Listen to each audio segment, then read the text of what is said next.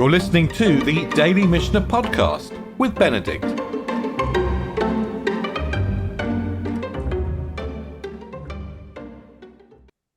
We've been learning that there are some situations where we find something, particularly we find documents, and counterintuitively, we don't give them back.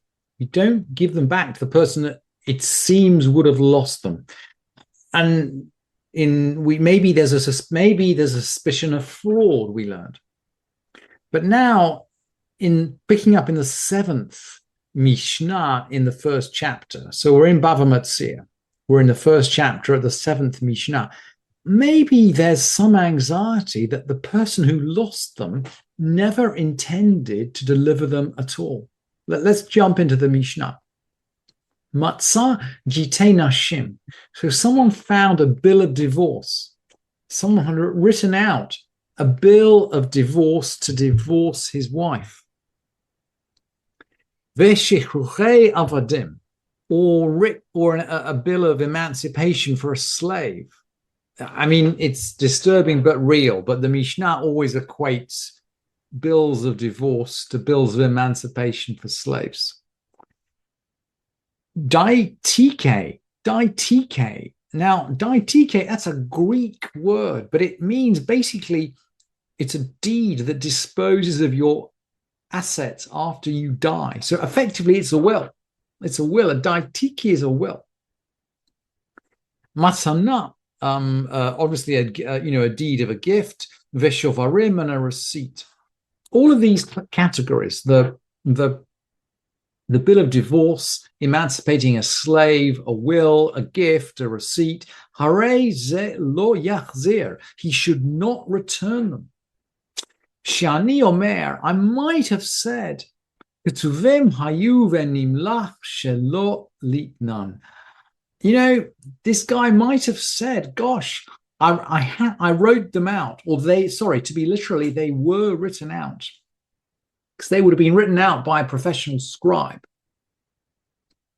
I guess that's why there's a possibility of changing his mind. It's not as if someone sits down at his desk and writes out a bill of divorce. He's going to need to book an appointment with a scribe in the market to get this bill of divorce written out. And then he's going to go home. And he might have said, Ktuvim hayu, they were written out. Venimlach shelo litnan. And he might have changed his mind, that he didn't want to hand them out. And we've learned before that the Talmud views divorce like the altar is shedding tears. So we can see why it's quite possible someone might have thought about divorcing his wife, but had second thoughts. Having said that, there are other categories of document which, if we do find, we absolutely do return. And these are mainly documents. Well, these are the examples in this Mishnah all come from documents written out by a court. And of course, when the court writes the document, we don't have any anxiety about fraud. And we don't have any anxiety about someone changing their mind. I mean, when the court writes a document, it writes a document. And so we read, Matzah igrot shum ve'igrot mazon. So we found letters of evaluation or valuation. So the court has valued someone's assets for some purpose, maybe, for example, as part of a loan note. Maybe we're taking a charge. Maybe we're taking security over this property. So we need to value it. The court needs to value it before we agree the loan. Or ve'igrot mazon, letters of maintenance. This is probably essentially taking the assets of the man in order to support his wife or his daughters. So mazon here, literally food, actually refers to maintenance. Shtarei chalitza u'mu'unim, documents of chalitza or refusal. Well, these all essentially exempt women from marriage or allow them to remarry. So a woman performs chalitza, the ceremony with the spitting and the shoe, to avoid marrying her brother-in-law if her husband dies without issue. And refusal, me'unim, So with the chalitza document, well, there'll be a document certifying the chalitza. And that's a really important document for a woman to hold because that document allows her to marry. So absolutely, you find that kind of document, you return it. Me'un, refusal. Well, if an underage girl is married, she has the legal right to refuse her husband when she becomes of age. And by the way, she doesn't need a bill of divorce. She can refuse. She doesn't have the status of a divorced woman. She walks away. And that is also documented in a document. And that's a very valuable that's a valuable, precious document. It allows her to marry. And to marry without the status of a divorcee. She can marry a kohen. So she needs that document. What else? Shitare vrurim, documents of arbitration. So two parties in a dispute have agreed to appoint arbitrators and to be bound by the decision of the arbitrator. V'chol ma'aseh bet din, and here's the general case. Any document of the court, any document that's written out by a court, he returns them. Absolutely. You return a document of court if you find it to the person concerned. Matzah, b'chavisa, or the glasscoma. We've seen glasscoma before in the Mishnah. It's some kind of satchel or chest. He found documents in a satchel or a bag. Tachrich shel shtarot. He found them in some bundle of documents, or agudah shel shtarot, in some tied up set of documents. Harei ze yachzir. He actually returns them. He returns them. We can't assume that these have been deliberately put aside. But how many is a bundle of documents? It's like the classic philosophical question. How many leaves on the ground make up a pile of leaves? How many leaves do you need to make a pile of leaves? Well, we all know, but it's hard to define. And similarly, how many documents make up a bundle? Well, the Mishnah says,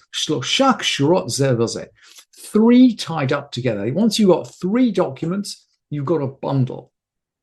And Rabbi Shimon ben Gamliel is going to be a bit more precise here. And the Rambam comments that the halacha goes according to Rabban Shimon ben Gamliel. So he says, Rabban Shimon ben Gamliel Omer, he says, let's say one person borrowed from three lenders. This guy, it's a bit like, it's very common actually in today's financial markets. One person will borrow, but under that facility, there might be more than one lender. One person borrows from three, yachzir la loveh. He should return to the borrower. What's the logic there? Well, if you've got three loan notes documenting this loan, three different lenders, but one borrower, the supposition is that it's the borrower who's holding it. I mean, the borrower is the common thread here. So we're going to return to the borrower. What if three are borrowing from one lender? In this case, we're going to return them. He should return them to the lender. The presumption in this case is, okay, the lender is the common thread here. He's filing his loan notes together. He's got these three loans to these three borrowers.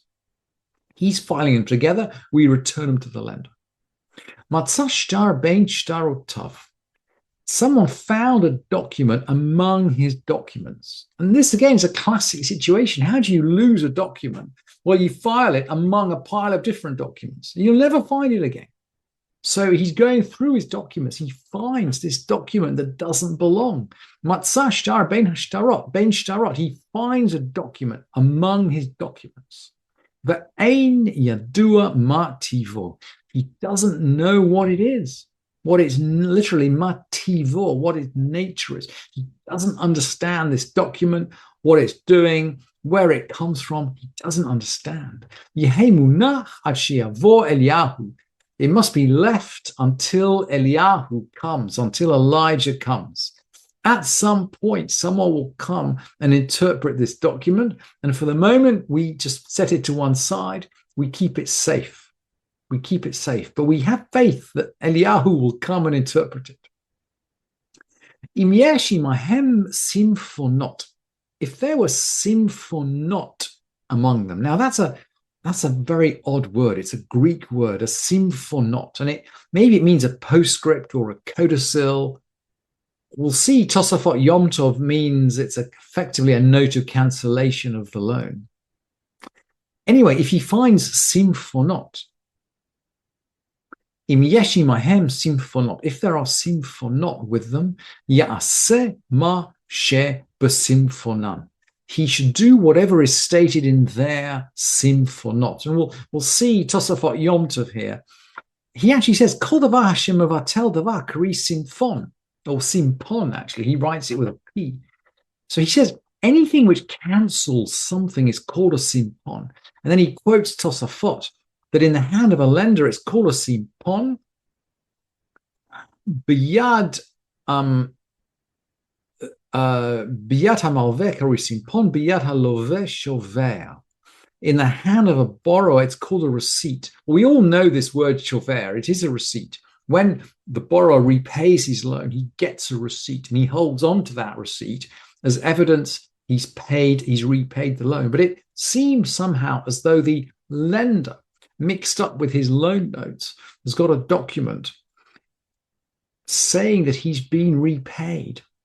He's been repaid. And this document's just in his loan notes. And we can see as a lender, he might have been tempted perhaps to destroy or to destroy that document. Maybe he is tempted to try to collect twice on that loan.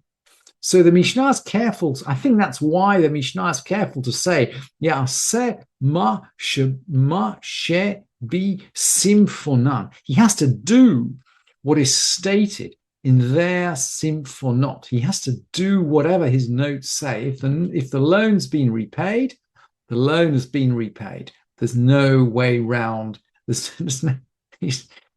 can't get around that if we're an honest lender. Thank you for listening to this edition of the Daily Mishnah Podcast with Benedict.